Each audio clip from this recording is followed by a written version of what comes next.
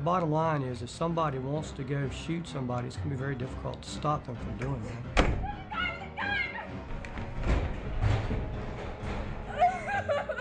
If you don't react, you're not going to survive. Think about what I can do right now in this situation if it happens. There is no one sure quick answer of how to deal with an active shooter on a campus. The police are responding, public safety help is coming to your assistance, but until they get there, there are a number of choices that you have to make, and only you can make those choices. The students need to plan, prepare, and react. It can happen anywhere. 6 dead at Northern Illinois University. 3 dead at Louisiana Technical College. 33 dead at Virginia Tech. The risk of being struck by lightning is greater than being killed by a stranger in the classroom. But the possibility of an active shooter does exist. But he sees it as an important detail. What is an active shooter? And what can you do to protect yourself? An active shooter is a gunman who's actively engaged in looking for targets, most recently on college campuses, and is somebody that will continue to look for targets and engage targets until, in police terms, they're neutralized, until they either take their own life or until a policeman ends their life. You know, there's research that indicates and demonstrates that those individuals that pre-plan and plan and think about a plan of action like that are more likely to survive an emergency situation such as an active shooter.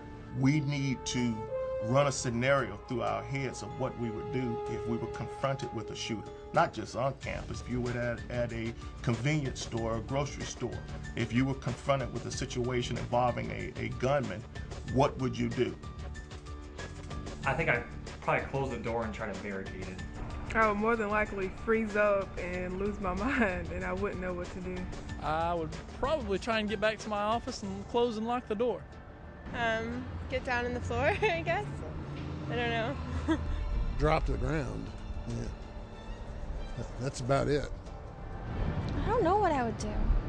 A student has a lot on their minds. They have a tough agenda, and thinking about a shooter coming into their classroom is probably real low on their list of things to have to prepare for. So realistically, depending on the situation and a lot of training, it's a tough situation for them to have to deal with. People ask the question of, if I were to hear terminology or I'd hear somebody discussing about having some active violence, what should I do? Is it just normal chit-chat and I really shouldn't get involved in it because it's not my business? What we ask people to do is contact the police with that information. Go to a school administrator, make them aware of what you heard, when you heard it, and exactly what was said. So we feel confident if you're hearing these things, if you come forward with those, it may allow law enforcement and educational administrators to take some preemptive action. In the type of situations that have happened over the last decade on college campuses and public schools, it's usually someone coming on campus. Their focus is to shoot a targeted group of people, whether it's jocks or popular students or a single classroom, and then it turns into a random act of violence as well. Suspects grabbed the folks, took some hostage, turned from active shooter to a hostage situation. From television, we've become familiar with highly trained special response teams that handle desperate and prolonged violent situations. In real life, these officers are skilled in weaponry and tactics. Engaging in training exercises like this one, they are trained to contain the gunman and neutralize the threat if necessary.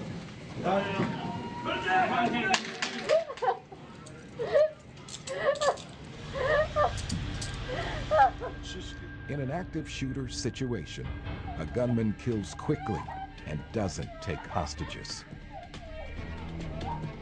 In this situation, the responsibility is not with SWAT, but it's the first responders, those police men and women who arrive within minutes.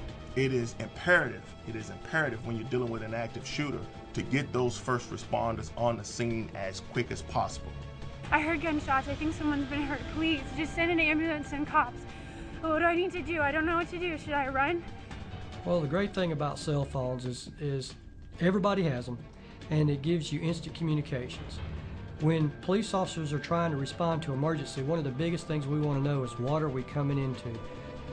Are you safe right now? Yeah. Basically, the main things we want to know is where you are and what's happening. And then what's going to happen is those dispatchers, those public safety dispatchers for law enforcement agencies, are going to try to keep you on the line the whole time and use you as a conduit of intelligent information for responding officers. They're shooting at Peabody. I'm behind a tree right now.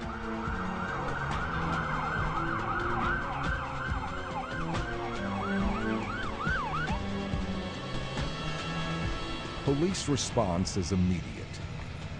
Using the information gathered from witnesses who call 911 and campus police, these first responders form a plan, and without delay, they move in to intercept the gunman as quickly as possible. But what can you do to protect yourself before the police arrive? The best way to protect yourself against an active shooter is preparation. You've just got to be mentally prepared to know what action to take in the event that you come across an active shooter. You've either got to be able to hide, to fight, or to flee, and you've got to know when's the most appropriate time to take each of those actions. There have been many examples throughout history of incidents where there have been fires and other tragic events where people sit there waiting for someone to tell them what to do instead of acting. So in this particular situation, somebody has to take a leadership role and take action. Not all shootings will take place in the same location. It's possible that after killing in one building, the gunman could enter a second building where nobody yet knows what's about to happen.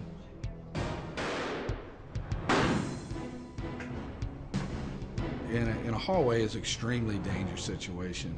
If the shooting is not taking place in the hallway, more than likely, after the shooter finishes in a classroom, he's going to go into the hallway or a stairwell. So it's not a good place to stay. Either get into a classroom that can be locked, or just simply get out of the building and distance yourself from that building and wait for the police. The students should immediately lock the door and barricade the door. Immediately. Stay calm. The door won't lock. An active shooter scene is totally chaotic. It's going to be a very scary situation with rapid gunfire, a lot of noise, and total chaos. The emotional trauma that would be involved if someone barged into the room, unless they had an incredible amount of training and exactly what to do, it's going to be a tough situation. It's something that we won't, advocate for every single event, but rather than be shot, I would do something.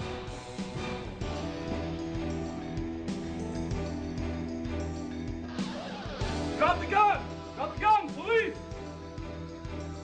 841 radio, suspect is down. Repeat, suspect is down. 902 to all perimeter units, hold your position. Repeat, hold your position. Authorities confirm 3 students have been killed here on campus. And what I need you to do is think about, if this happens to me here, if it were to happen today, right now, what would be my options and what would I do? But if you don't think about those things ahead of time, it's going to be hard to prepare.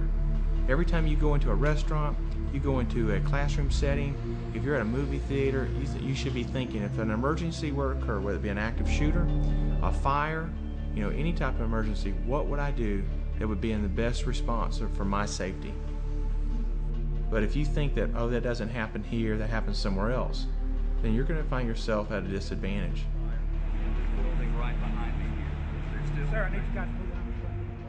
Think about the unthinkable, whether it's a shooter on campus or a bombing on campus. Have a plan. Think about something to give yourself a running head start to survival. Our colleges and universities are the envy of the world. These are places where students learn about science, literature, history, and each other. Today's student must also learn life lessons not usually associated with higher education. Each student must ask himself questions his parents might not have asked in many years. What would you do if your house caught fire? Where do you seek shelter if threatened by severe weather? Students should also ask themselves, what would you do if someone were shooting in your building? The answers to all these questions are the same. Think ahead and plan to survive.